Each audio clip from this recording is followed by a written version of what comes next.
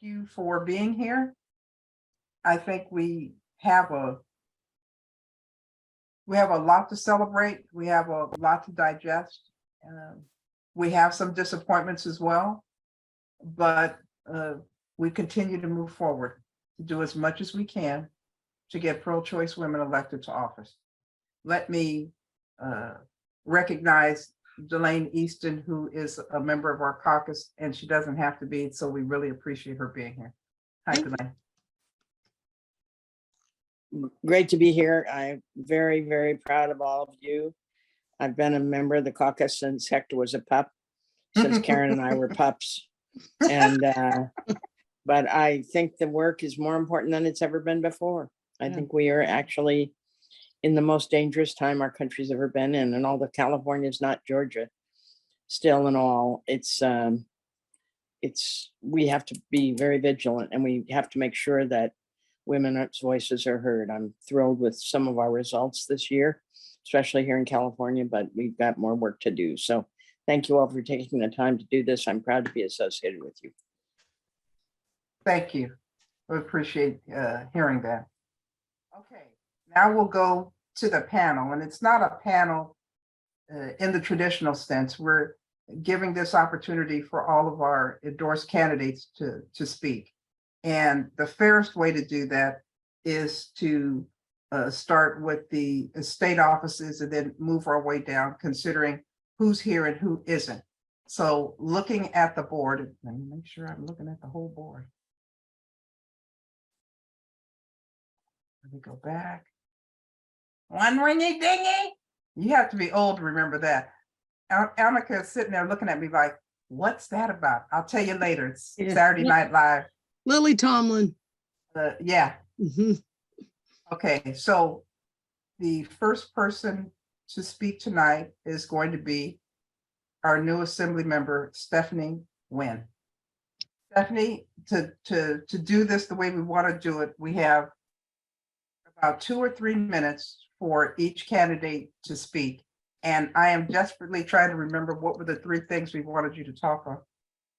It was your greatest challenge. See? Well, see, you know, so you can just go ahead. I remember that. Okay, 2 minutes. Thank you, council member. And it's so nice to see you all again. I apologize. I'm doing this from my car. I remember when I did the interview, I did it from my car.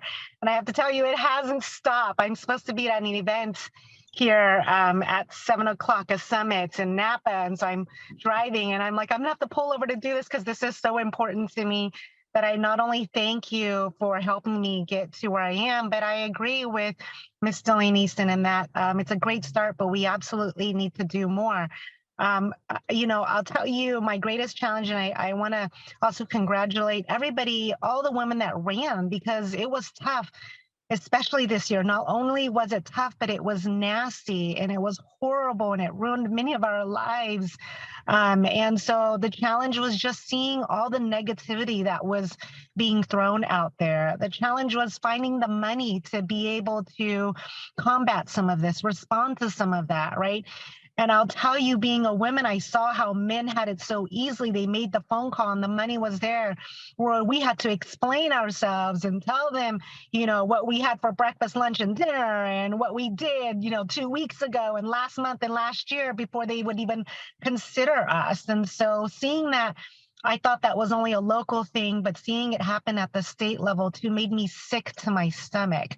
But made me also want to run and run harder, because every time that I knocked on that door or got up in the morning, I thought of my 2 little girls, right? And I thought we need to make change, and it happens here so that our little girls can see this. And I'm so happy that I won, obviously, but more so than anything, we had such a ground game of community members that Councilmember Lauren Herron, you would recognize from years and years ago, because they never came out and did this work, right? You're talking like the Sunny Chong and the Roy E. Murras and the, you know, those guys actually came out every day and phone banked for me and knocked on doors. They've never done that before, but it was so heartwarming to see our community members coming out and really pushing for this. And so I I honestly had a concession speech, right, made up because I thought I'm not going to win. There's so many things against me. I really did not think I was going to win. So I was not prepared to give a speech of, we are in the lead, right? And I thought to myself, if we lost, I could accept that, right? But my heart broke for the community members that came out and did this every single night in their weekends and sacrificed their family time. And so I am fired up after seeing what we all had to go through, and I'm pumped and I'm jazzed and I'm ready for more. I think I took up more than 2 minutes, Councilmember. I'm sorry. That's okay. It's absolutely okay. And I don't know why I knew this, but I knew that you were going to win. I knew it was going to shock everybody. I knew it was going to take forever to count the votes. And then it didn't take that long because you got the lead and you never let it go. So we are equally proud of you. You just need to know that. And you should take great joy in raising the money if you have any debt from all the people that, supported somebody else and didn't want to give the time of day because you were a woman. Yeah. And you'll be just as charming now, and you will be to them when you take their money. Yes, and make sure they give to more organizations like this right here, right? Because we need to do a whole lot more. So I've got a lot of priority organizations that I'm talking to give to. Okay, great. Thank you. Nice to see you all. Thank you. Thank you for being here. Yes. Next would be Paula Villachez, if she's here. Paula, are you here? Because I'm going back and forth on the screens. I know she's okay. battling some sickness in her house, so she might not be able to make it. Okay, all right. Then next would be Rebecca Chenoweth, who ran for State Assembly District 5, and I saw Rebecca earlier somewhere. And if you're here, just go ahead and unmute yourself. Go ahead. Yep, I unmuted myself. So what was the challenge? Can you hear me? Yes. Okay. The challenge for me was fundraising, and I knew it would be, and I started off really well. And I just, when you have to circle back and ask the same people for money again, that was really a struggle for me. But I want to talk about the second question. The biggest surprise for me, because I ran in a R+12 district, was that in the primary, 3 Republican men ran against me. And obviously 2 of them didn't make it to the general, but they both reached out to me and supported my campaign because they disliked the gentleman who won that much, which was very surprising to me, to be supported by 2 Republicans that ran against me in the primary. Also, other Republicans reached out and supported me. That was surprising. I focused on the Democrats and the no party preference, and to have Republicans supported me was a serendipity that I hadn't expected. And then the third question, what advice I would give to other women seeking office? Start earlier. I didn't start until January. I didn't have as much time as I would have liked. And so start earlier. And if you change your mind, you can always not run, but start earlier in making contacts and fundraising. Well, you've answered everything. Yes. And I'm a lawyer. I'm very trained to answer the questions. and you were a great candidate too. You need to know that.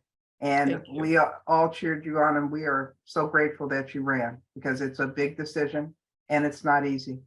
Now, I know that there are some folks that may have questions of some of our endorsed candidates. We're going to hold them all to the end. So if they hang in there and they can answer the questions, they will, but you can put them in the chat and we can get those to them if we have to, if need be. Gail's got her hand up.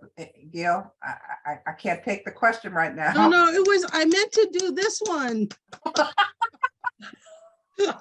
Okay, Thank you. Thank you. okay. Thank you, Rebecca. I really appreciate it. Hang around the meeting for a little while, because I think Okay. I'm going to enjoy what other people are going to say as well. Thank you. I've just been given the okay on our newly elected state senator, Angelique Ashby. So Angelique, the way the panel is going is like the notice we sent you, what was the greatest challenge? What was the surprise? And what advice would you give to women running for office? But I have to take this moment to say, Angelique, girl, I am so proud of you. I don't even know what to say. Woo! Yeah. Thank you so much. I am pulling up your questions here to have them in front of me. But before I answer those questions, let me just say that I'm really grateful to this organization and everyone in it, especially your leadership, Councilwoman Hammond, Mayor Fargo, others. From the very first step that I took, had this mentality, this attitude of lifting me up. And I would never, let me repeat, never have made it to this seat on my own. It's not possible. I'm the first woman in 20 years to hold it. And by the way, the last person to hold it, it was a pretty different seat. It was really suburban. And there are a lot of ladies who are able to make it into the legislature in those suburban seats, but in a big city like Sacramento, it's hard and it's a tough race. And you all saw it. You got a front row seat to that race. If it wasn't for being lifted up by women, those who have come before me, those who were surrounding me, it's just a very difficult thing. So a couple of things. One, Lauren Hammond and Heather Fargo are women who, to me, are trailblazers for all of us. And I have a mentor like that too, named Betsy Marchand. And I turn to them often. Delane Easton, I see her on this call. There's another one who just, says yes over and over and over again to women like me. And then that's one group of women. And I know there's a saying about standing on their shoulders. It's true, but I have an image in my mind of Lauren Hammond and Heather Fargo stretching their arms as high as they can to try to boost me over a fence. And I think about it all the time because there wasn't somebody there to do it for them. And then they turned right around and still helped me. No, like, oh, hey, it didn't happen for us, so we're not going to help you. It's completely the opposite. Like, if we can stack enough of each other on top, we could probably reach it if we work together. And that is the only way that I was able to get over that fence. Then there's another group of women in my life, and they're my contemporaries. And sometimes I call them my mentees because they call themselves my mentees. But in a race that gets really ugly, it's extremely important to have a cohort of friends who really understand what you're going through. If you were ever on a phone call with Rosanna Herber and I, we've literally gotten on the phone with each other for hours at a time to just mentally process all the things. She went down all of those roads with me. And then there is a text chain that probably someday could make Jaclyn Moreno, Karina Talamantes, and Katie Maple and I very rich, because it's like 2 years long. And it's us in every high and every low of all four races together. Jaclyn, big endorsement, all of us. Yes, you can do it. You can do it. Jaclyn being screamed at a door by somebody calling her a name. And then all of us, that's not right. You don't deserve that. Katie having somebody really disappoint her. And then we all, head over there to help her. Karina being misquoted and having people that she could talk to freely. And all of us really, those ladies, Rosanna, Katie, Jaclyn, and Karina, went through every step of this race with me. And I know they felt it just as deeply as I did. Cried tears for me, often, got mailers and were defending me before I ever even saw a mailer. And so my first bit of advice to women when they run, Councilwoman Hammond, is surround yourself with an army of strong women. ones that are running behind you, ones that have run before you, ones that are walking beside you. There were women in the legislature too who reached out to me. Christina Garcia, Holly Mitchell, the Rubio sisters. Christina Garcia sent me a note almost every week to check on me. I couldn't even imagine such a thing, that there's a whole caucus of women. I was all by myself for so long that this idea that there would be women that would be checking on each other, sending you flowers during a campaign, that it never even occurred to me, but it was magnificent, and it continues to be magnificent now. So I thank this group for walking through every difficult fire that we had to walk through in that race. The victory is just as much yours as it is mine. See, now I'm all choked up. If I say one thing, we're all going to be crying. Because I really appreciate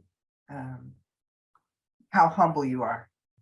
And I know that what you went through was very humbling. And I want to be fair because I told everybody 2 minutes. And I think you answered the questions. And it's not so much that we have questions. When we say, where do we go from here? We just want to continue to move forward. And I think everyone that's spoken has told us how we continue to move forward and continue to elect pro-choice women. Let's be real. Yeah. So Senator, I mean, I love saying that. Senator. Sounds so good. It does sound good. We want to thank you for being here. And if you have time, we'd like you to stay. I'm gonna. I have a son just home from college, so I promised him I'd be quick, but I mean it from the bottom of my heart. Most of you on this call know me well enough to know I always speak my piece. I froze her for Angelique. And Lauren is a little, am I frozen or is Lauren frozen? Is it me? Oh, you, okay. Okay. I just want you to know, yeah. Can I say something? I'm so thrilled by your election, Angelique, and all the other wonderful women who are with us tonight. I wanted to just show you all something. This is the cover of the California Journal in 1988. It's about the class of 1986. They called it a capital class. And oh, by the way, you should say it's the freshmen, but who am I? Anyway, that was the biggest class of women in history, 1986, 75 years after women had the vote, we elected 5 women. How many did we elect this year? Well, there's 51 in the legislature now. Biggest ever. There are 6 new ones in the Senate. Wow. 6 new in the Senate. So that's more in the Senate than there was in the whole legislature in 86 as new members. Let me tell you a couple encouraging things. We're only 2 away from half in the Senate. There are 18 women, so we're only 2 away from half. You can guess where I've set my sights. And Mayor Fargo, I asked this question of the historian just for you. I am number 59, where I was number 12, I think is my number on the city council. Oh, yeah. And I am number 59 in the state legislature, and we're in the Senate. And we are at 63 with my class. So keep going. When I got to the legislature, the first woman ever elected to the Senate was still there, Roseanne Vuitch from Fresno.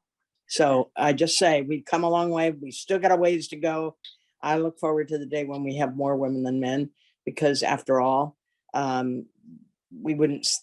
thinks anything if there are more men than women. So let's work to be for equity. But the women work really, really hard. And I really want to salute you, Angelique. I know you're going to bring a lot of value, and I thank you so much. By the way, these are the biggest districts in America. So she's got a lot of work to do. I hope you all keep encouraging her. Oh, we will. You can absolutely believe that. Now, I got so excited, I forgot that I was supposed to be trading off with our new endorsement chair, Annika Olson. So I'm going to let Annika introduce the next group of people, and that should be Jaclyn Moreno, then Bina Lefkowitz, because Bina has to go somewhere, and then Karina will be on at 7. Then you can squeeze everybody else in and out of that. Take it away, Annika. So our next candidate is Jaclyn Moreno. She ran for county supervisor for District 5 of Sacramento. And the same 3 questions to you, Jaclyn. Yes, first of all, I see so many friends on this call, and I have had hours and hours of conversations with so many of you here throughout this campaign. And look, it wasn't the outcome that we wanted. I lost by 328 votes. I lost by less than 1/3 of a percentage point in a district that cast over 105,000 votes. So, you know, we didn't win this, but I did want to just talk about, you know, some of the, I think, challenge, surprise, and advice. So the biggest challenge I had in this race was clearly I'm not part of the good old boys club. I, you know, have only been around in politics for 4 years, and my opponent has been around a lot longer. And I hit so many barriers, even to just getting meetings with people who wanted to write me off from the beginning. Most of the people that hold the purse strings are men. Most of the people who are decision makers in regards to where PAC funding goes are men. And not just, and sometimes not men who are allies, right? Men who want to keep the status quo. And that makes it really, really tough. And I don't think I was expecting it to be so tough, because I come from a mindset that the person who has the best ideas should get the job, and the person who works the hardest should get the job. And so that was a little hard for me to swallow, because I was so new to politics that I hadn't quite experienced that. But nevertheless, pushed forward, raised a ton of money, and was able to get my message out. I think if we would have had a little bit higher of a voter turnout, we could have squeaked through that victory. But nevertheless, it wasn't all for nothing. I say that because throughout this campaign, you know, I've lived in Elk Grove for 22 years, and I don't ever remember an election cycle where people running talked about climate change in the South County, talked about abortion access, talked about mental health care. And not only did we talk about those issues, but we doubled down on a lot of those issues. And I think that we will bear the fruits of that effort as we move on and we move forward. The biggest surprise to me is my race was clearly a Republican on Democrat race. And the biggest surprise, we're having Democratic, sometimes pro-choice Democratic women endorse my Republican opponent. That was really surprising to me. I understand friendships are important, and you know, it's important to, you know, stick with your friends, but if you're going to claim to have a certain value, I think that you need to be cognizant of that when you're making your endorsements. So that was a big surprise to me. And then advice, you know, I want to just kind of second what Angelique talked about. There is no possible way that I could have done anything that I did without the group of women that were around me. And many of you, like I said, are on this call.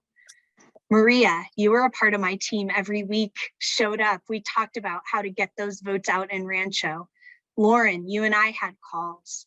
I see Heidi on this phone, who was instrumental in getting me funding and talking to the environmental community about how important this race was. Rosanna, you and I, dinners. Zima, my girl. Delane, you put, I mean, I think you just kept donating. I kept asking, you kept giving me money. Nancy Fox, Katie Maple, Heather Fargo, Anna Molander. I mean, there's so many people. Of course, Angelique, Garina, who's going to get on this call. I I couldn't have done it without you. And I think, you know, after being a part of this political system for the last 4 years, you can really break down. I really feel like there are two types of women that get involved in politics. And they're the women that, you know, are present in this room, that lift people up, that even when as they're climbing the ladder, they work to pull people along with them. They work to surround themselves with people who want to see other women succeed. And then there's women who, as they rise, they're closing the trap door behind them. They're not pulling other women up with them. And I want to be I don't want to be that type of woman. I want to be the type of woman who works to help as many people as I can move up that ladder. And even though I lost this race, it doesn't mean I'm going anywhere. I'm still going to be around, and I'm still going to be here to help other women navigate this crazy political system and to win races, because I got so close and I know how to win. I know how to do it. And I know how to deal with sexism and the ups and downs and the roller coasters of going through this crazy hell that we call campaigning. And, you know, anyway, that's longer than 2 minutes, but thank you for giving me the time. And I think everyone's going to be longer than 2 minutes, Lauren. I think 2 minutes is it's a pie in the sky. But, you know, I appreciate all of you so much. And thank you for being there for me throughout this entire roller coaster of a ride.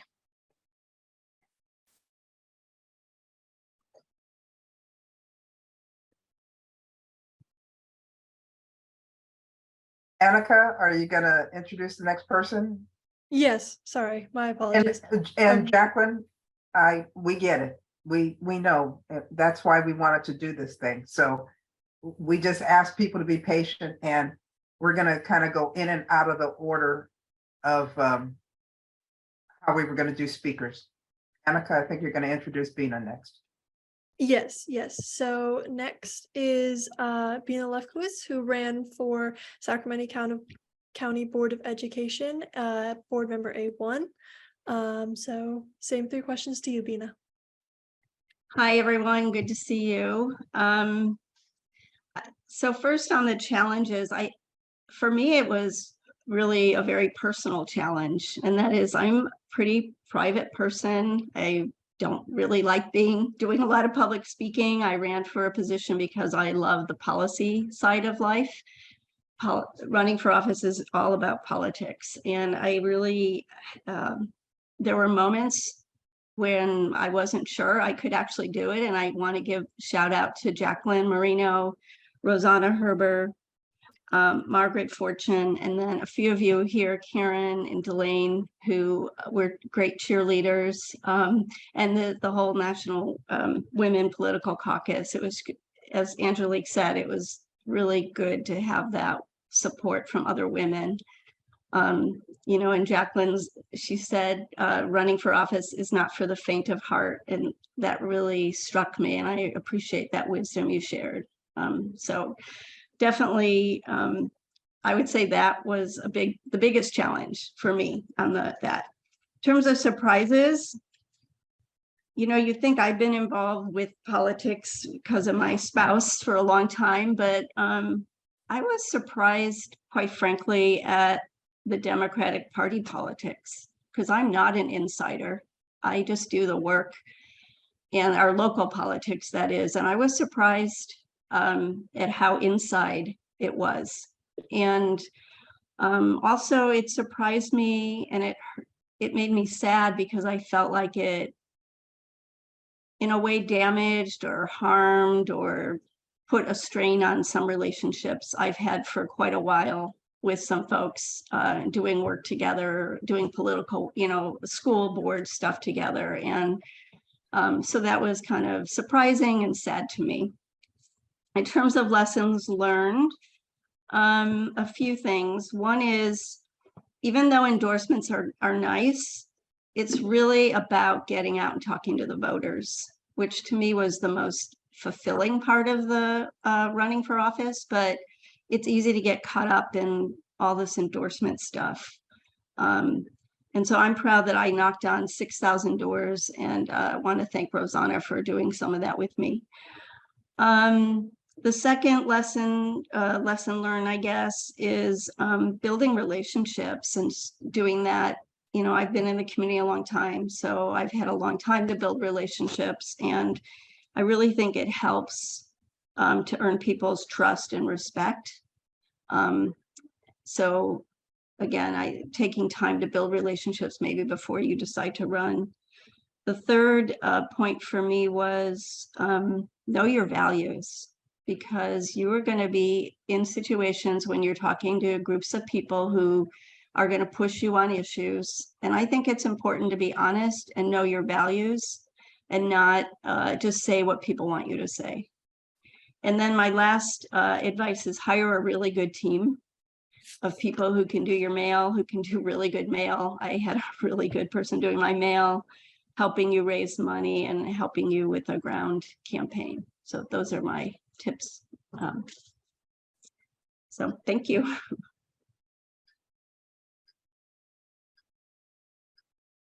Alrighty.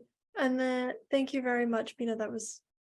I learned a lot, like the adding people to your team, that stuck with me. Sorry, I just felt like mentioning that.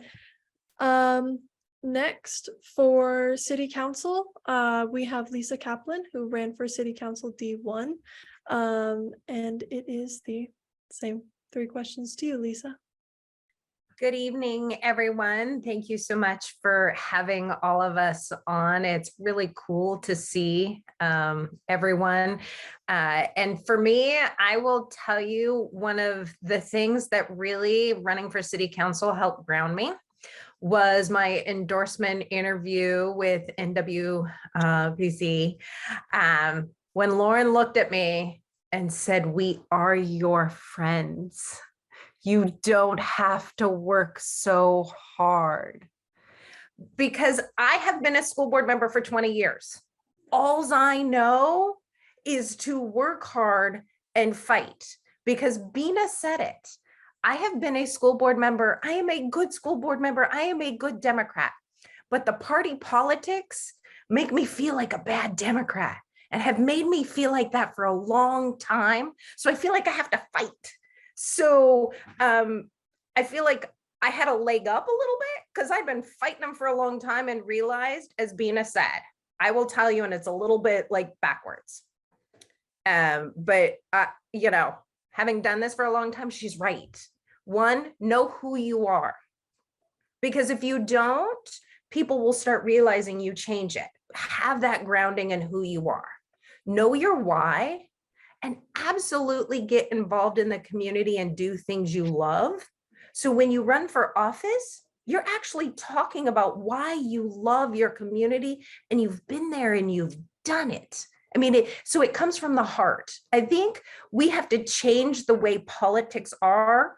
And by talking from the heart and running from the heart, you're going to get, as more women get elected, that empathy. My biggest challenge, so this was my 5th election. I have been both a single person and a mom running, and I'm used to the August to November sprint. The biggest challenge running for City Council was, how do I balance it all for 1 year? So I am a huge proponent for ranked voting, because my race would have been done in June. And also, biggest challenge, politics and running for office is not meant for mom of young kids. I'm lucky that I have my own business. It is not meant, let me repeat that. We talk about young voices and we talk about voice and getting more women elected. This job does not benefit or help moms of younger kids in schools. I am glad that I could pay for daycare, but you know, I can't pay for campaign daycare. Do you know how expensive it is? like mailing and everything else. So the how do I business, how do I raise money? I mean, I spent 6 to 8 hours a week calling to raise and ask for money. And then here's a problem that people don't realize. When people think you're gonna win, all the volunteers went to like Jaclyn's races and Katie's races and Karina's races. So I had friends supporting me, and God love my mom's group. My moms were out there knocking and walking. And if you are blessed to still have your mother alive, my mother was the best phone banker alive. She called everybody 65 and older. So if you got a mom and you're running for office, your moms are the best thing. And honestly, the biggest surprise is the amount of people you find when you're in a pickle are willing to help you, who may not necessarily be like your closest friend, but being willing to ask. There are so many people who are out there to support you. You have to ask. And honestly, that's my biggest problem. I am a type A do-it-myself attorney. I solve problems. And so the ask for me is hard. And I know that about myself. But knowing the people who are willing to step out that don't really know you, but see you and see how hard you're working, for me, that was extremely heartwarming and made it easier. And I got to tell you, whomever your partner is, make sure your partner and your family are 100% on board. I could have not done this without BG and the girls. And I loved it that my girls wanted to go walking and knocking on doors with me. You know, so when you have young kids, make it a family thing, do it together. And for me, that was such a great experience, but it was hard. And I thank you, Lauren, for being that person to tell me to breathe.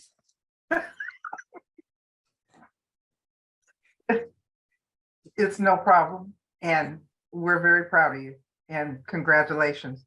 So if anyone has questions, put them in the chat. And if our candidates are still with us, we'll make sure that they can answer those questions. And if they're not here at the end by tonight, we will send out the questions to them, because you can't shake us. We're here with you. We're gonna always be here for you. Okay, I think I saw Cynthia Rodriguez. Cynthia, are you still here? Right here. Thank you. For those folks who don't remember, hold on a second, Cynthia. Cynthia ran for Yolo County District Attorney. So Cynthia, the three questions are: what was the greatest challenge? What was the biggest surprise? And what advice do you have for women running in the future? Yeah, I just want to say that the greatest challenge for me, I appreciate being here, first thing I should say. And the second thing is that the greatest challenge for me was the very definition of my race, which is that my opponent was a 4-time incumbent running for his 5th term. So he is very well known. And he is a very hardline prosecutor who believes in prison first and running as a progressive with a different take on what we should be doing to make our communities safe. He really had endeared himself to a lot of people, which is really interesting to run against somebody who's kind of running against their own record, because he's saying, we've got to stop this devolution to homelessness and wildness in the streets. And it happened under his 16 years of being the DA. And I lost this race, but I feel like I learned so much, and I had so much opportunity to talk to people about what I believe in. And so it's interesting, we say, know your values. You're absolutely right. And I knew them, luckily, as a 40-year attorney. I really knew my values in criminal justice and in criminal justice reform. And so I felt like that really gave me a leg up.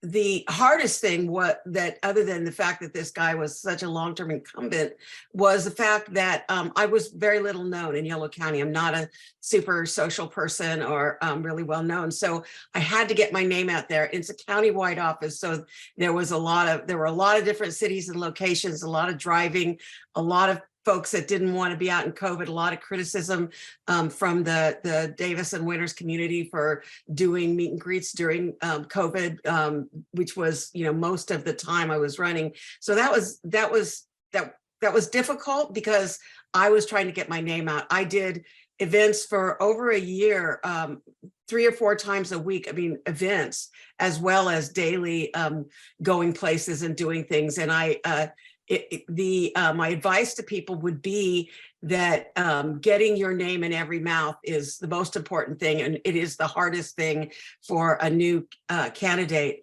I have to, of course, like everyone, I have to say how grateful I was for this endorsement. And I think one of my strongest suits was that I had a lot of great endorsements. And so, I came on strong with those. I mean, I got a good percentage of the vote. I was really pleased with that.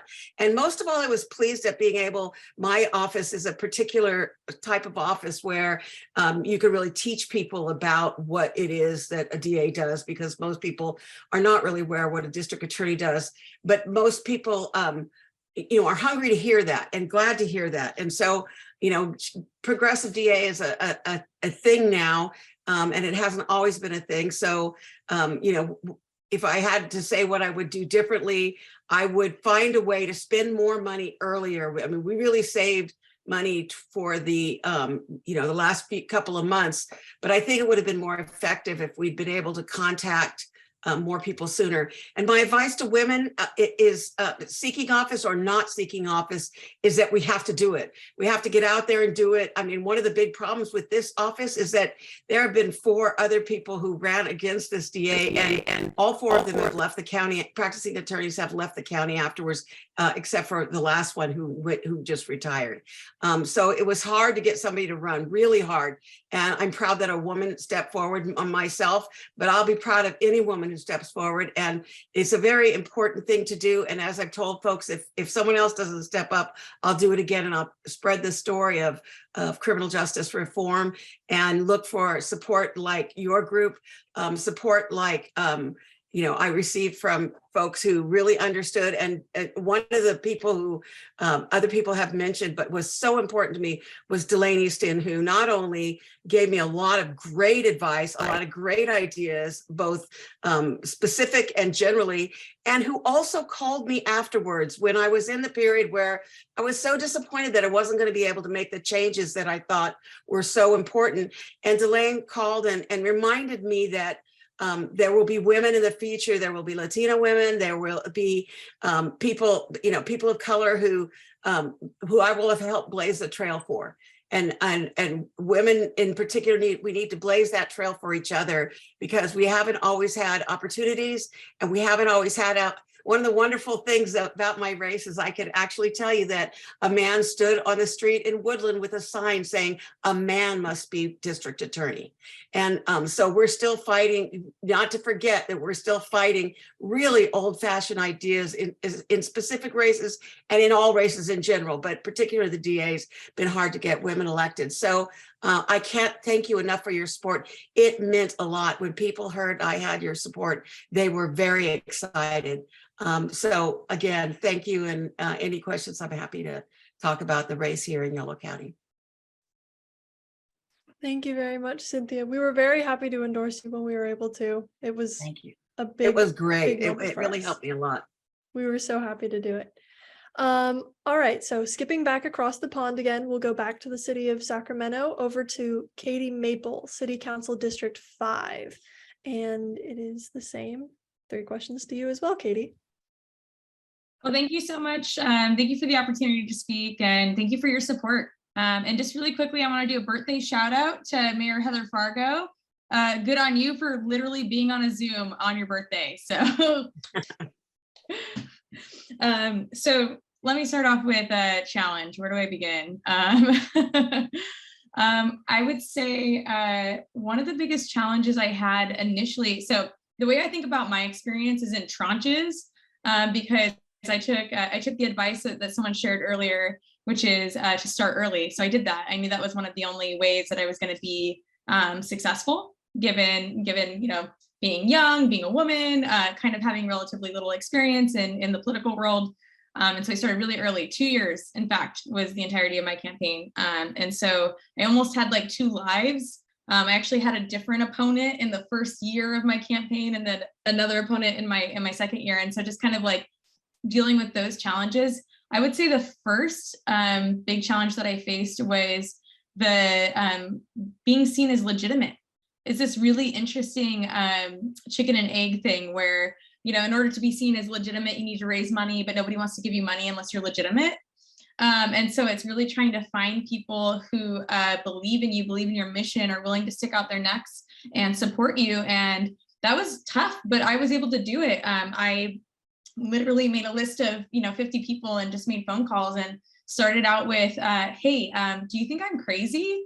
I'm thinking of running for city council. And people would say, well, no, you're not crazy. I said, okay, well, how would you feel about donating to my campaign to show? And they'd be like, okay. And so, just kind of starting it that way. And then same with the endorsement process, right? Like nobody wants to endorse you until they know that you're viable, which to them means having other endorsements.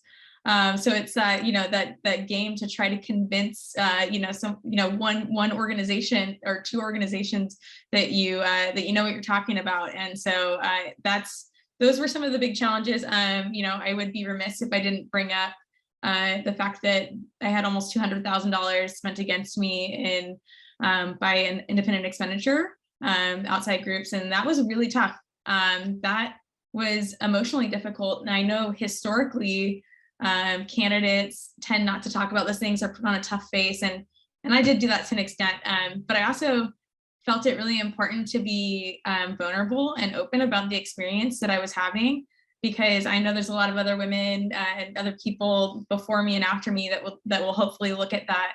And I wanted to show that I'm a real human being and I have real emotions. And it was really hard for me and my family to go through that, to have thousands of people see, mailers with my face on them. I would cry myself to sleep some nights. It was really hard. So I would say those were my big challenges. Surprise. I would say that the people who support you sometimes surprise you. So, I try not to do this with anyone because it was certainly done to me. But I try never to put anybody into boxes. I try to never assume who people are or what they believe. I try to always talk with them and make sure I understand and know who they are. But of course, for expediency and for trying to be efficient, I would assume that certain groups or people wouldn't support me. And sometimes I was really shocked by people who are willing to stick out their neck and support me. And vice versa. I was also really surprised sometimes by the people who didn't support me. Some people that I thought, that I aligned with for certain reasons. So, I would say always have an open heart, open mind. Transitioning over to advice now, always keep an open heart and open mind for everyone in your circle, and you'll be surprised in positive ways about who you can bring on board. And I know it can sometimes be perceived as a negative thing to have people in your circle who may not always align with you politically, or, may not always agree with you from a policy perspective. But I think it's really important to have people around you who disagree with you, because it shows that you're willing to learn and be open. And so, I always welcome those people into my spaces. Other advice. Well, I'll just say a little story. Not everybody knows this, but when I was thinking about running for office, I had one person who would tell me, or many times over the years, saying, you should run. And that person was Angelique Ashby. And she must have told me, I don't know, like 10 years over the course of, 7 or 8 years, you should run. And I remember she texted me or called me or something in November of 2020, and she said, you should run. And that was the first time I said, okay, I think I will. And, she stood by my side the entire time. She had my back even when it wasn't easy, and always supported me, even now after, even in the aftermath, has been there, not just for me, but for Karina, for Jaclyn, for others. And so I'm grateful for that. And I think that's the power of having women around you. And I know I'm going over time, but I just want to say one more thing, a piece of advice: create a support network. So we had a group chat with me, Karina, Jaclyn, and Angelique, and that was like my support network. That was when I had a hard day, when I had something going on, I was just like, and I would put it in there, and I would get a response from someone who knew what I was going through in the moment. And that was really hard to find anywhere else. So create that network for yourself. It's really important. So, okay, I'm gonna stop. Thank you.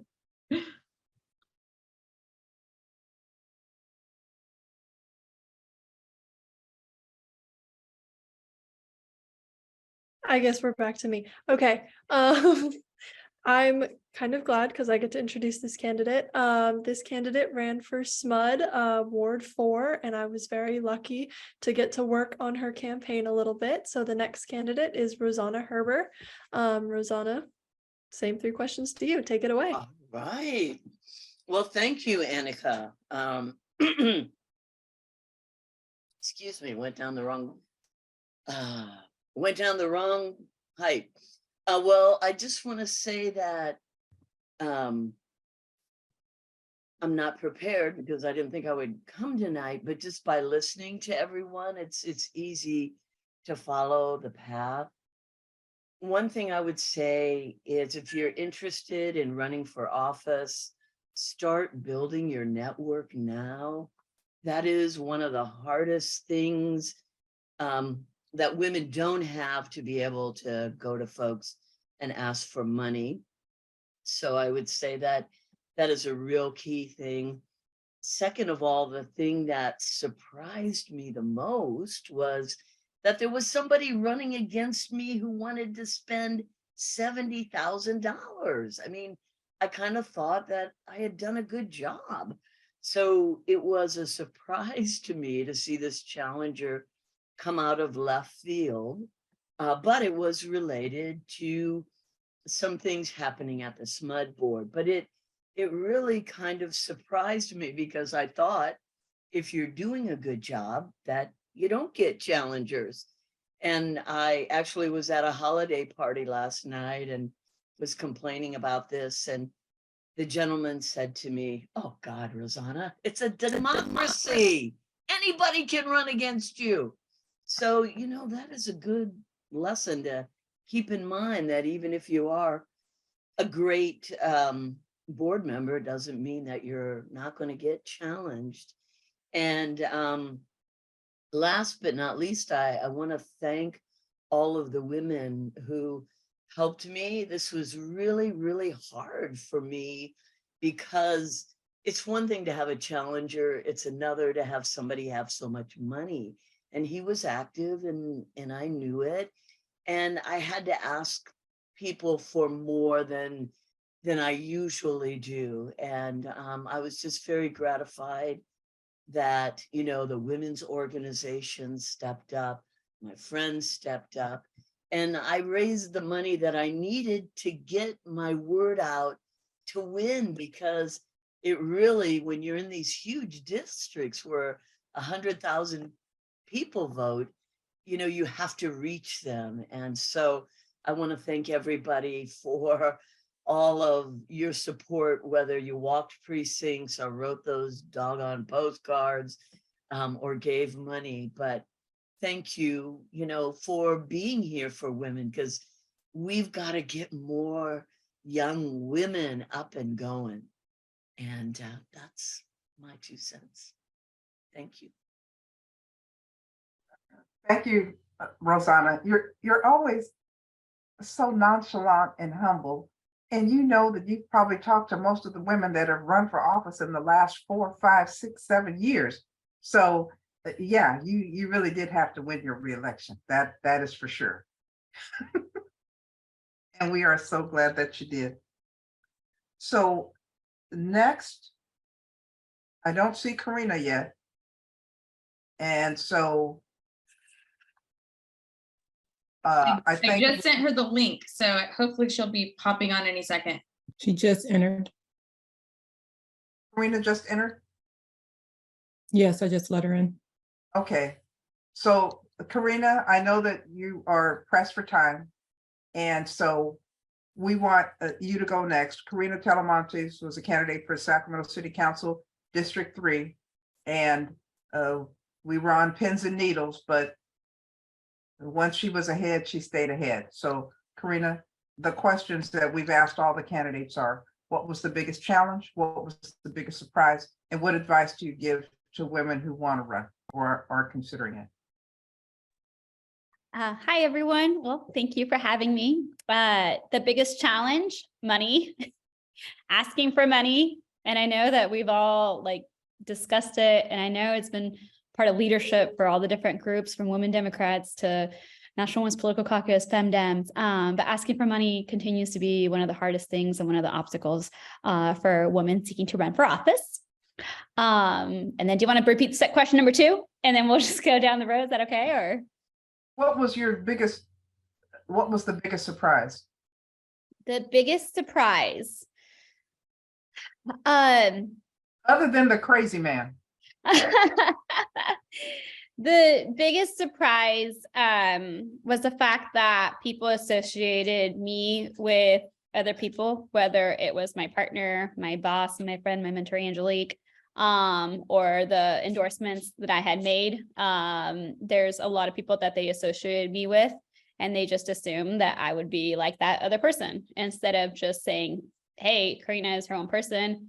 Karina can make her own decisions, and I'm going to be about to be 34. But like my own experience and my background got me here. No one else. I got myself here, and that's why I'm running. And so it was tough to just have to scream and shout that as I was running for office. The last one is, what advice would you give for women who are thinking about running or being involved in a campaign? Continue asking for help. And even if the answer is no the first time, ask for help again, and then ask for help again. And lean on the support system around you. You know, see here, Katie Maple, Rosanna, Zima, Angelique, just a lot of women came through for me at the very end when I needed more money for my walk pieces. I was about $4,000 short, and women came through for me, very, very last minute asks, but continue asking for support always. And I know it kind of hurts to ask and have the answer be no, but you never know. The third time around, the answer might be yes. So keep asking. That's great advice. And again, congratulations. And we are extremely proud of you. And we know things will be different for your council district. 1, because it's new, but 2, because it's neighborhoods that have been put back together. Yeah.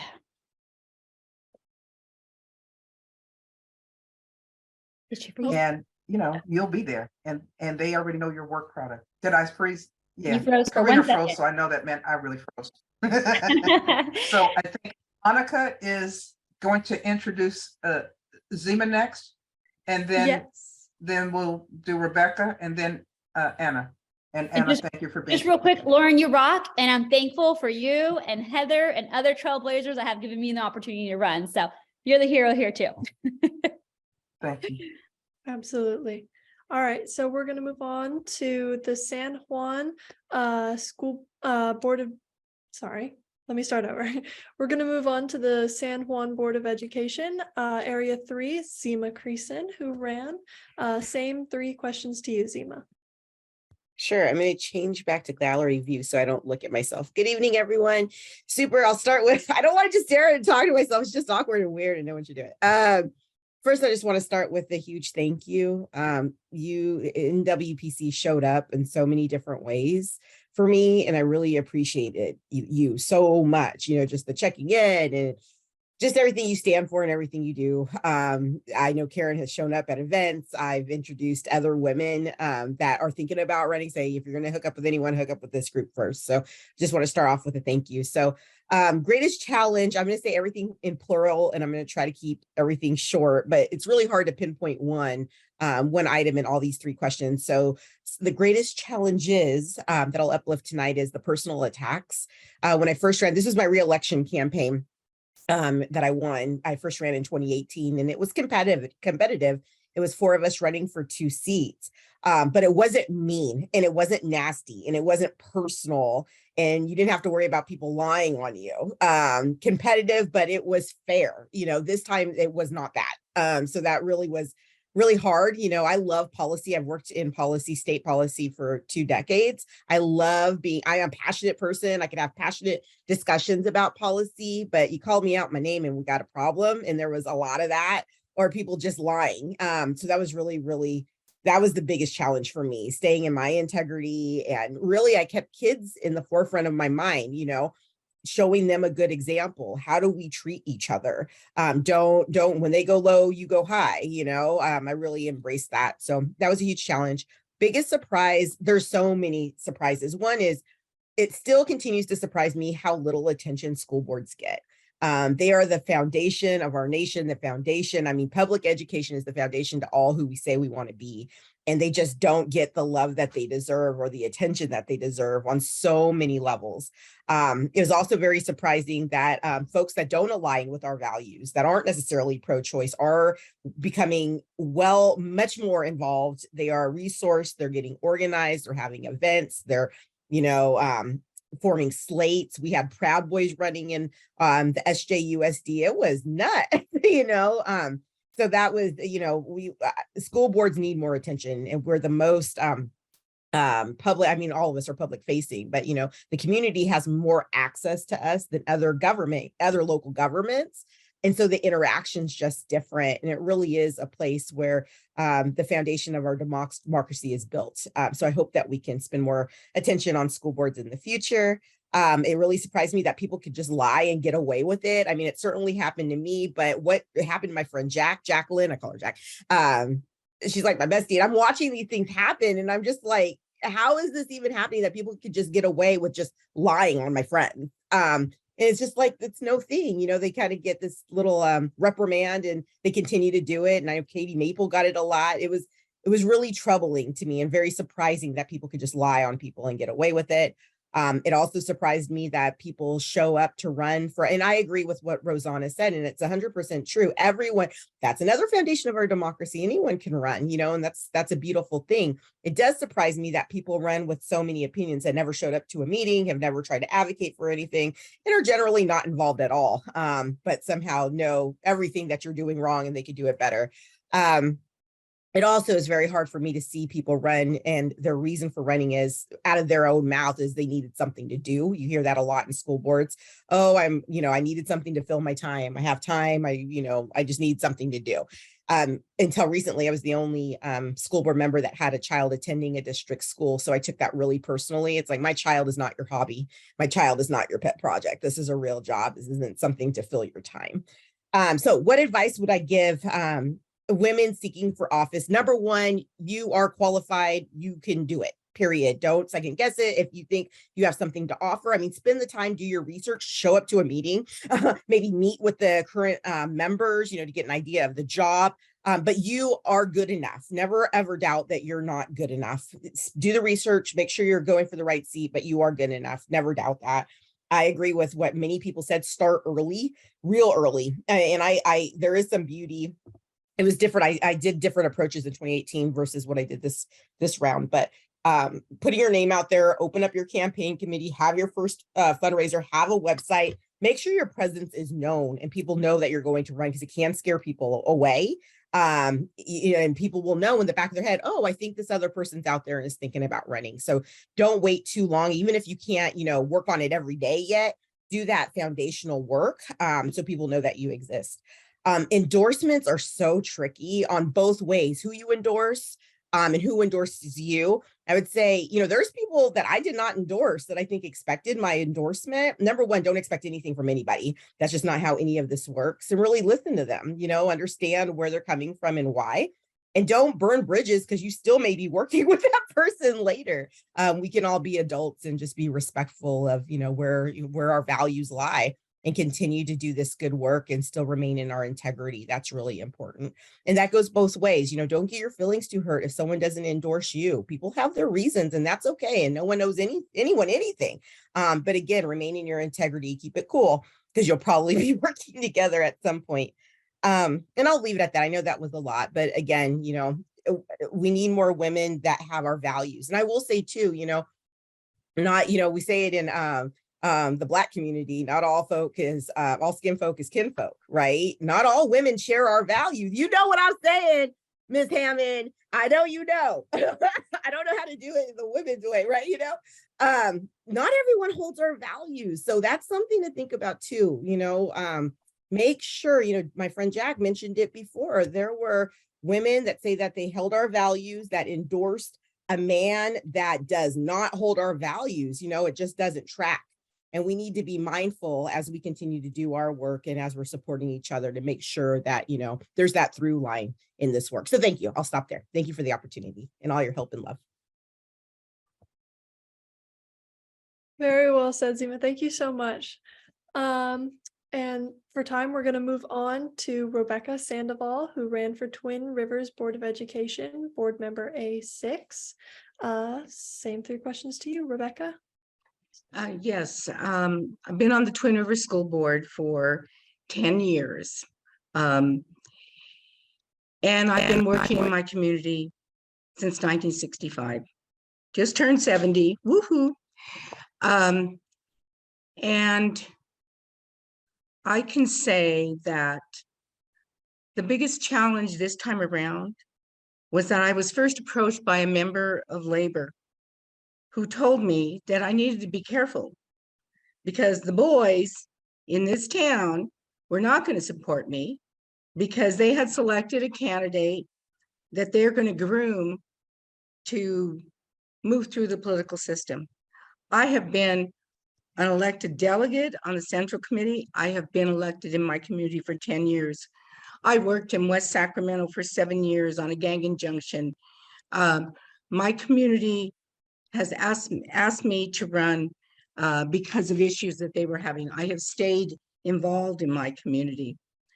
So when I was told that labor was not going to support me, I should have listened.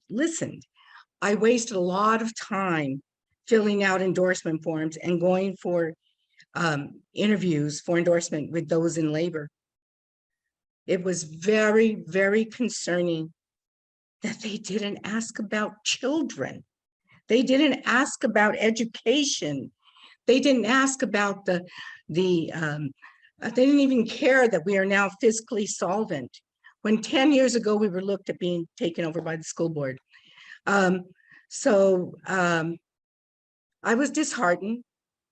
And then I just realized why I do this.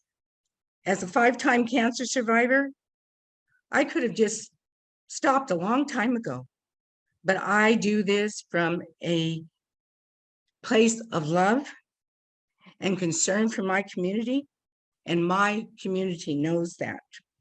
So I almost dropped out. I thought, I'm not going to win. But then what occurred was that my community knew that my commitment to what was going on in the school board, problems that my community had previously had with the police, the school board police department, the school police department, and I addressed a lot of those issues. So they knew me, they know my family, and I've been involved in things in this neighborhood since 1965. So as you say, as some of the women here have said, get involved real early. Well, I did at the age of 13, and I have continued. You asked what was the biggest surprise? The biggest surprise was that the executive director of the Central Labor Council started an argument with my campaign manager because he was upset that I won. Now, where that's happened in this country, okay, a nice congratulations, but that didn't happen. So that was extremely surprising. Now, when I thought about what advice I want to give, I first want to talk about the fact that my race isn't with 100,000 people. My race isn't like raising $70,000. A race for school board, and thank God for voting by area and not at large. And Zima, I'm sure you're happy about that, is that you don't have to raise that much money. When I first ran, I got a campaign manager. She said, oh, you have to raise $30,000. I have won my campaigns on less than $2,000 because what you do is you get out there and you go to the churches, you go to the carnivals, you go and you talk to the community. You talk to our elders, you get our elders involved. And I know that people have said, oh, we're of a different age and people use social media, so lawn signs don't matter. No, in my neighborhood, lawn signs matter. I still have people asking me from 4 years ago, Rebecca, how do I rate? Why didn't I get my lawn sign? So they've got to see your name. They know that the name of my family, who's been involved in this community for years, is stellar.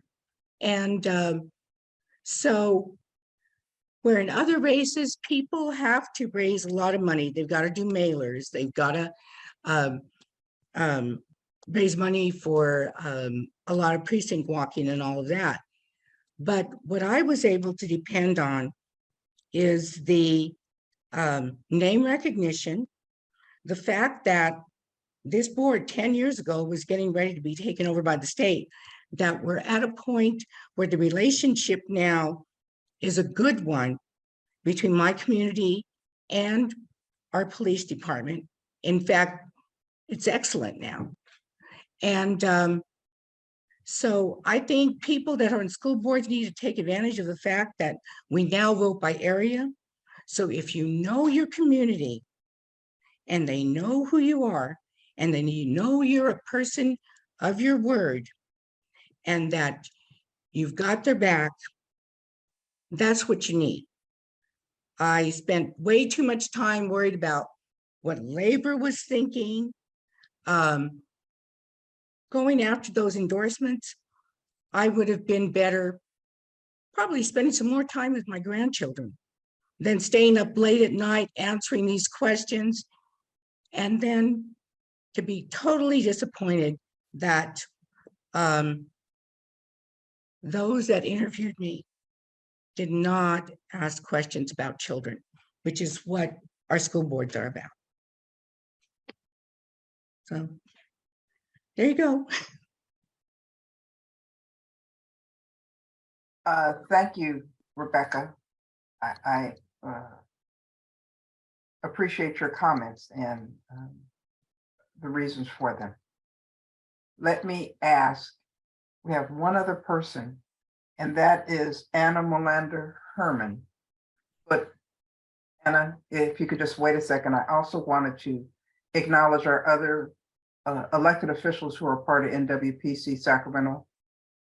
Heidi is out there somewhere. I thought I saw her face earlier. Mm-hmm. And did I miss anyone else? I thought I saw another person who was elected. Heidi Sanborn, there she is. There's a little wave. Delane, I know that we said hi to. Rosanna spoke. Erica Harden. Erica Erica. Harden is on the Natoma School Board and she's on the call. Well, Erica, hi. How are you? Thank you for being here tonight. We really appreciate it. So, Anna, the questions are, what was your greatest challenge? What was the surprise? And what's your advice? Wait, hold on. I forgot to say what you ran for. Sacramento City, the Unified School District Board of Education, seat 1. So I wanted to answer Paula Lee's question and say, yes, I'm absolutely in favor of ranked choice voting. I think it saves taxpayers a lot of money, and it allows the will of the electorate to happen more quickly, and it reduces the influence of money in politics, which I think is a huge issue, particularly for women candidates. I wanted to start out with one of the challenges, and I think every single woman on this call is this. I'm speaking to you because this is the truth. You are a type A woman. You are competent. You run organizations. You are someone that people look up to. And when you step forward and run for office, people think, oh, she's got it. And you lose your ability to ask for help because you've always been the one who's been doing. And so make sure you have like a wingman or somebody who can do that for you, a campaign manager, something like that, because it is hard, and people are always a little bit surprised that super competent whomever is asking for help. And that was a real challenge for me, was making sure to ask for help and ask for it from the right people, and not expect people to just raise their hand because they think you got it. And so they don't know that you really need them. No matter how many times you put it in that email every week that you send out, or your Facebook post, they don't know that they need you. So figure out how you do that and how you do that well, because again, you're competent, but only to the extent you use your network well. My biggest surprise, so I know a lot of people talk about doors, and I have to tell a funny story, which was quite a surprise to me. I was knocking doors in Land Park and one day, and I knocked on a door, and a woman yelled out to me, "Hold on just a minute, I'll be there." And so I waited on the doorstep, and a woman showed up at the door wrapped in a sheet. And she invited me and said, "Oh, honey, I'm 86. I don't care what you see." And she sat me down, and we had a half an hour conversation. It was the most lovely conversation. She was butt naked underneath that sheet, and she didn't care. And it really made my day to be able to have that time with her. And she was lovely. And I go by and wave to her all the time now. And my advice for women running for office is start your address list now. And that means keeping an Excel spreadsheet of every person you know, their correct email addresses and their phone numbers and their addresses, because you're going to need all of that. And if you don't have it, and even keep track of like who asked for a yard sign or whatever, but keep track of people so that you can come back later and let them know, because they do want to know, they do want to help. And it's hard to remember all those people. You think you're going to do it and you can't. So put it all in an Excel spreadsheet.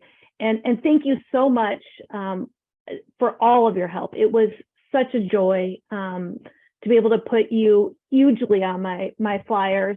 And happy birthday, Mayor Fargo. Thank you. Thank you. Mayor Fargo's got her dinner waiting for her. She should really probably be at Morton's having dinner, but we won't go into that. We'll just, next time I see Alan, we're gonna have a talk. So Heather, if you gotta go, you go ahead and go. Now, I think I've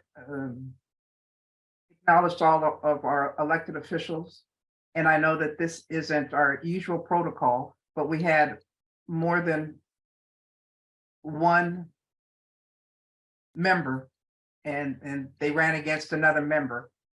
So I just want to at least acknowledge Tamiko Heim, who ran against Katie Maples. And I will say, I haven't talked to Tamiko, I've talked to Katie, and it sounds to me like they're gonna actually work together, because hey, this can actually happen. You can run against somebody like them and work with them the way Genevieve Schroman and I did. So I just wanted to say hi to Tamiko.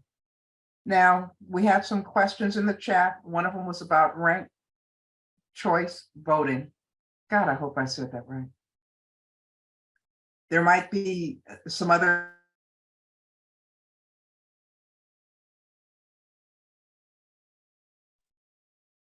Lauren froze. You're frozen, Lauren. Annika, are you on?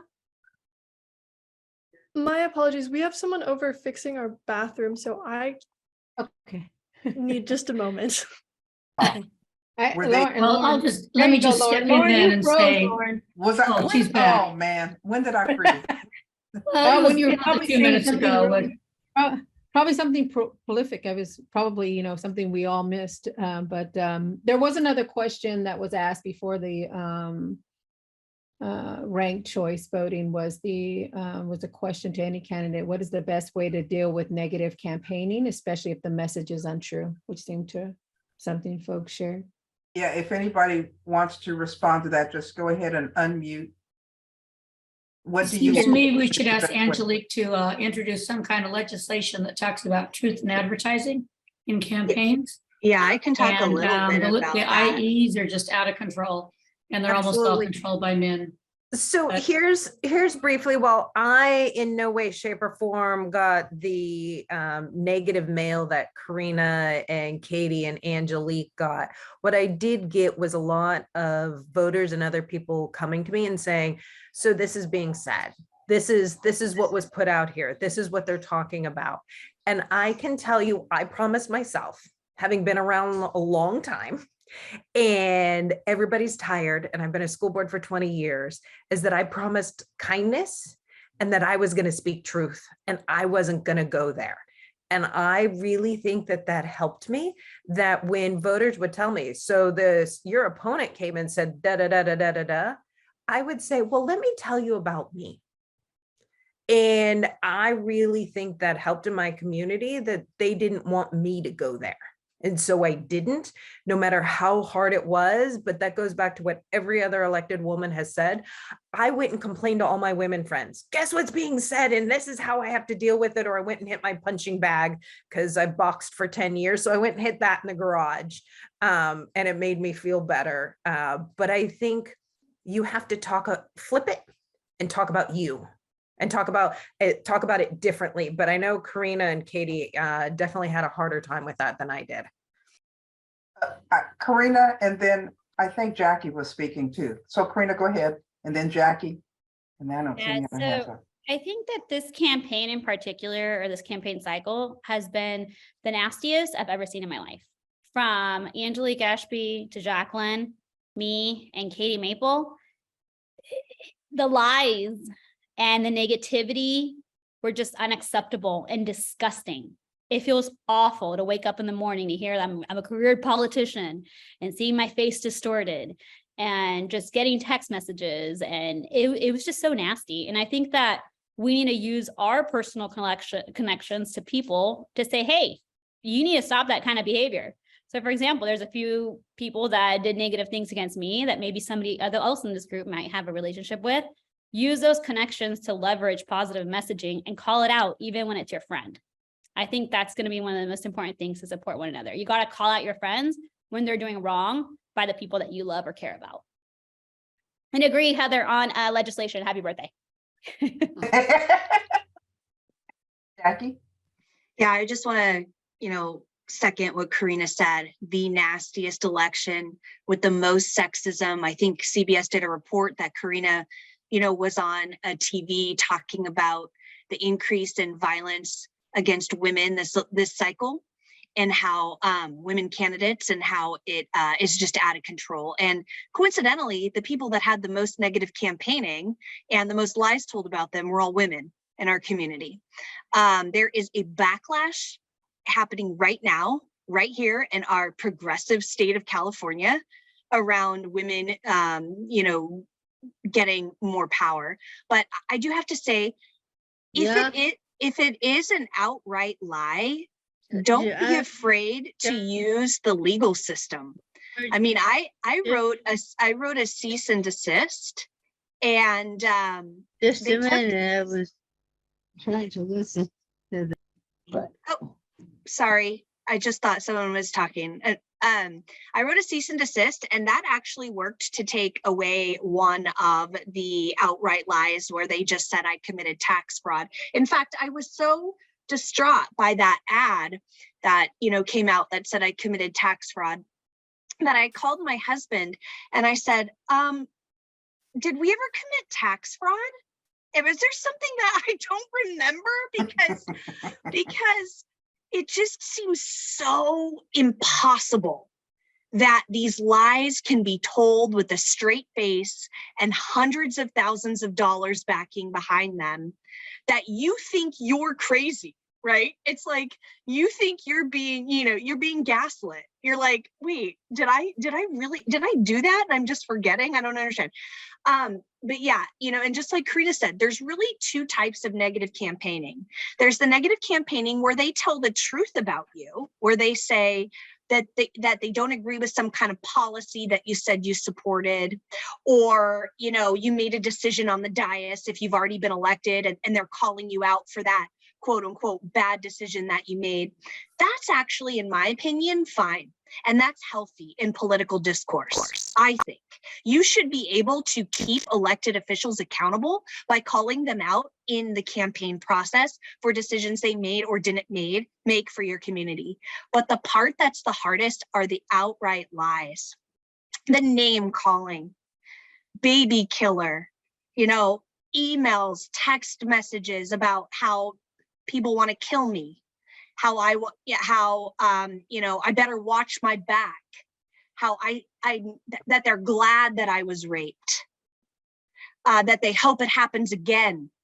You know, these are the messages I got, probably, I would say, over 50 messages directly to me through Facebook or phone calls or emails or what have you. So it has got to stop, and I don't know what the answer is. Angelique's our new state senator, and hopefully she can come up with some legislation because it's out of control. And if any of you ever run for office, again, lean on the people who have gone through this cycle, because we know exactly how it feels to be on the back end of this, because it's hard. It is so hard. I remember one day I was knocking on doors and I came up to a no party preference, and you're never quite sure how those people are going to receive your information. And the man that answered the door screamed in my face. You did the thing that we all know men do, you know, squared up with this, like, I'm going to punch you type body language, and said, I will never fucking vote for a baby killer. Get the fuck off my property. And I was like, oh my God. Turned around, ran, immediately started crying. Came home, talked to Karina, Angelique, and Katie on our little thread. They gave me, you know, and Zima, I know I talked to Zima too, gave me like, you can do this, it's gonna be okay. Came and talked to my husband, and my husband said, well, I support you if you want to stop your precinct today, but I'm gonna go out there with you if you want to finish it. Because fuck that guy. He doesn't get to decide what your outcome of your life and what you do for the rest of the day. So I say all of that to just say that it is harder than hell to do this work, but the people that you surround yourself with are going to keep you going. And don't be afraid to use the goddamn legal system when people are lying and there's no proof for it, because sometimes it can work. So that's it. That's my little 2 cents, probably 4 cents, more than you asked for. No, well, that's okay. You needed to get it out, and that's what we're here for. Rebecca Sandoval had her hand up. Mayor Fargo had her hand up. Now, Rebecca, I have to go with Mayor Fargo because it's her birthday, and then we'll let you speak. Heather? Honey, thank you very much. Pardon my voice. I'm also doing my annual winter cold. It's not COVID. So, oh, somebody froze. But anyway, just wanted to let the people who ran for the first time and think that this has never happened to anybody before join the group, join the crowd. This has been going on for decades, ever since we've all been involved in this. So I'm sorry for what has happened to the women in this round. And I think it's more exacerbated now for 2 reasons. One, because we have the asshole Trump as president for a while, when all the rules went away. And also because of what you all like, which I don't, which is social media. You know, that people have access now to a lot more ways to express their hatred of us. And so I think those are the 2 things that kind of amplified it. And I'm sorry, but it's been around since women started running, and will probably always will be. But I like the idea of kind of putting together a list of how do you fight back? You know, how do you respond when these things happen? Because you all didn't know when you were getting into this that it was going to happen to you. Lauren and I knew it. Rebecca knew it. Who else is on the call? Delane knew it. You know, it's part of what happens, and it continues once you're elected. So it's one of those things where you're right. If you have a group you can talk to, that's wonderful. And some of the dialogue has changed again because a lot of the rules have now been disappeared. We used to have a lot more, I don't know what the word is, respectful interchange, at least sometimes. I mean, but we've gone through waves, and hopefully we'll get back to being a little kinder to each other. Anyway, it's nice to see everybody. I am now going to sign off so I can get some dinner and get ready for my next round of Theraflu. Good to see you all. Happy Bye. birthday, Thank you, Heather. Birthday, Heather. Happy Rebecca. birthday. Yeah, I think Heather summed it up pretty good. These kind of attacks, gaslighting, yeah, all of that has happened. I have been followed home late at night. I have been accused of trying to defund the police when only asking for accountability. And what I was really surprised this go around is that when I tried to speak up for the women in our community to be provided with shelter that will leave them with dignity, when in our area they wanted to put 150 people in tough sheds with no plumbing and 150 people trying to shower and get their children to school in the morning. Now, I was with an entire school board that passed a resolution against that particular proposal. From a health standpoint, I could go on and on.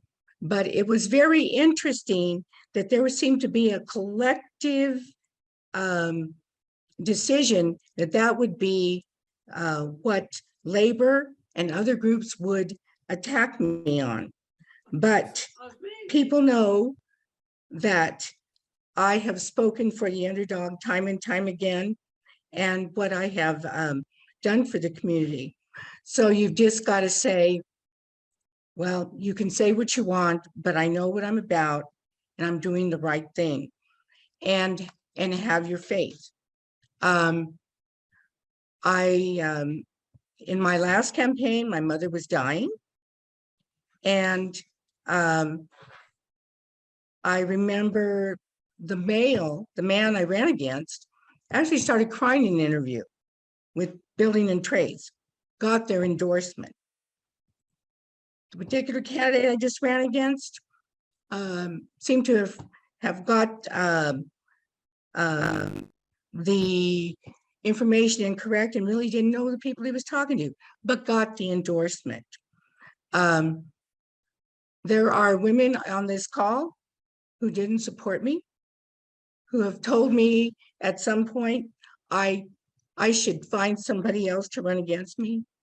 So it's really disheartening. It's nice that you see this love from all of you. And I hope someday to be asked to join in these groups that women have formed. I mean, I've been here 10 years, done some amazing things in our district, and I want to be a part of this. And I hope that in the future I'll be included in this. I know I might be older than most of you. I mean, I was told I didn't get the endorsement because I don't have children in the district, but I have a grandchild in the district. So I think we need to look at all of that, not just She's a school board. She was a sexism, school but board member. She ageism got reelected as well. Thank you. Thank you, Rebecca. And you have helped me segue into the next message before we really close the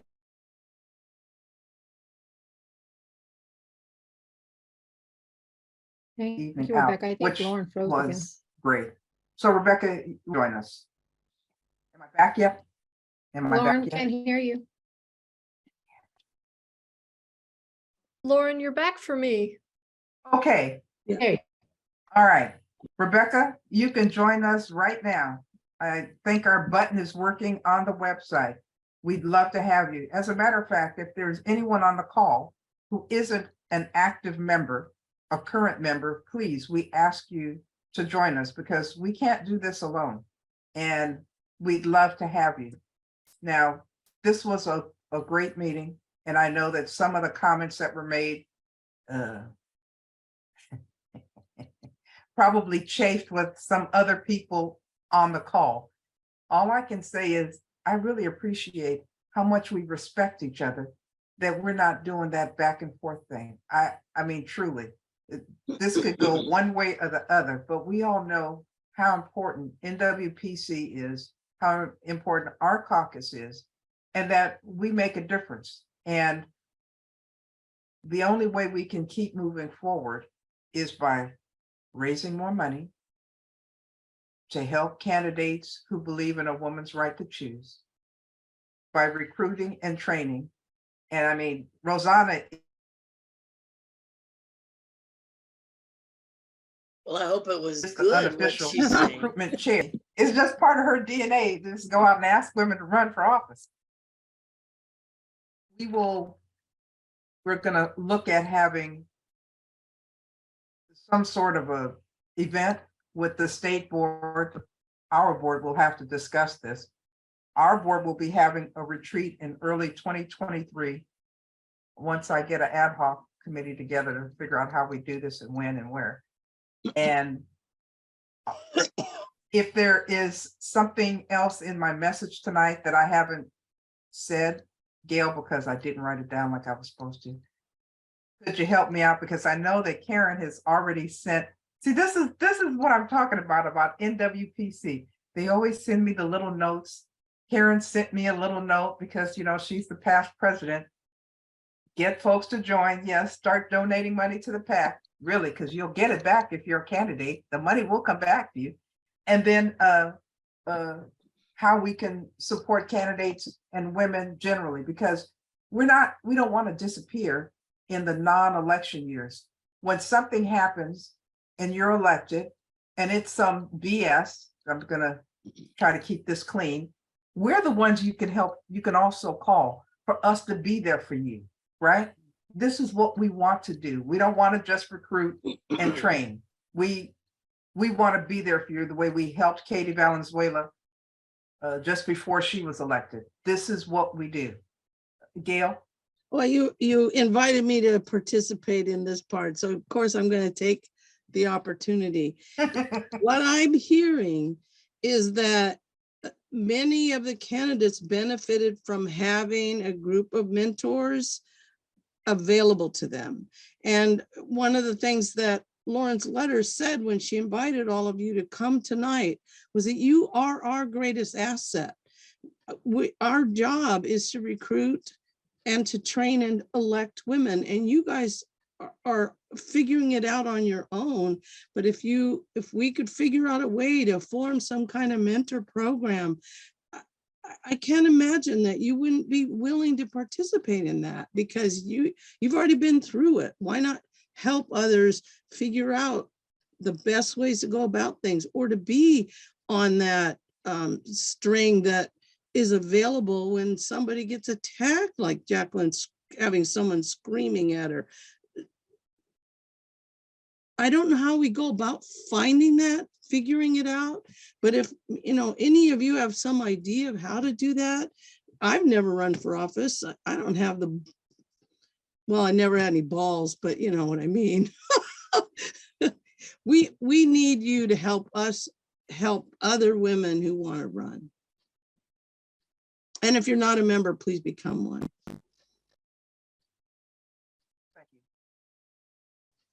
Was there anything else that I forgot? Maria, did I forget anything? Our new vice president, let me just throw her out there. No, but I do see, like you said about so folks know that one of the biggest supports I've had in being part of NWPC the last couple of years is the mentorship from the ladies that have been doing this long before I have. And my willingness to step up is because they're going to be there to provide me that mentorship as well, that I can learn from them and figure out a way to work and support other women. So it seems as though what we're hearing of the mentorship opportunities, but a way that we can learn from each other, and that way we can train others. In my background in training and development, there's something to be said about what we can do in the coming years. So we're looking forward to the strategy of our retreat next year to start planning on what that would look like, and really will utilize and need your everyone's support in telling us what we can do to support candidates such as yourselves now in the future, and then for future candidates as well. So when we put out the ask, we do expect a response. It's not just, and actually I'm the one who helps with the surveys and put them out. So it's a lot of work being done on the back end to really get your response into how, as a candidate, we can best support you and what would have been a benefit. So we will be reaching out. So we encourage you, like Gail said, if you're a member, continue to be a member. And if you're not a member, consider being a member. That way your voices can be heard too. That's it for me. Thank you, Maria. There's also something in the chat from Karina, who's inviting us to her and Lisa and Katie's swearing in tomorrow night and the after party. There was a question put in there about the Governor Trek program. So I don't know what that's about, so I can't respond to that, but I will try to find some information about that. What else was there? I think that's about it. I want to thank this membership, because this is a year where you really went out of your way to help candidates, to help our endorsed candidates. And I think they could feel it. I mean, we don't think that we helped you win, but we know we wanted to help you. And so for that, I want to thank the membership. And for those members who You froze again. ran and were endorsed, I want to thank you for staying with us and wanting to work. Well, I know my internet went out. Am I back yet? I am. You know, guys can fight each other one night and then vote for each other the next day. I don't understand it, but women, we need to learn how to set things aside and move forward. And what I'm hearing tonight is that that's what everybody's doing, but the ugly ads still hurt. And we really will have to figure out something about independent expenditure committees versus freedom of speech. Yes, people can say anything, but that's why Jackie went to court. That's how you stop it, because they'll say anything, but then they may have to pay for it. I think that's part of the strategy. So if there isn't anything else, I'm freezing here in my office. I'm trying to be cute so I don't have a vest like I'd like. And I'm sure everybody has some other things that they'd like to do tonight. Let me check the chat because there was one more comment. Well, I will look at our meeting chat stuff. Maria will get that together for me. Maria and her crew. Can we get a round of applause for Maria and the tech crew? Thank you. Zara and Vanessa. Zara and Vanessa. Hopefully we can get them to be our next generation of NWPC folks. Julie and Janice, those are waves. Okay, thank you. Okay, ladies. This was a splendid meeting. I hope you agree. Yep. And our next quarterly meeting will be in March, and you will hear from us. So thank you for being a member. And if you're not a member, please join. If you have lapsed, please come back, because we need all of you. We really do. All right. Thank you.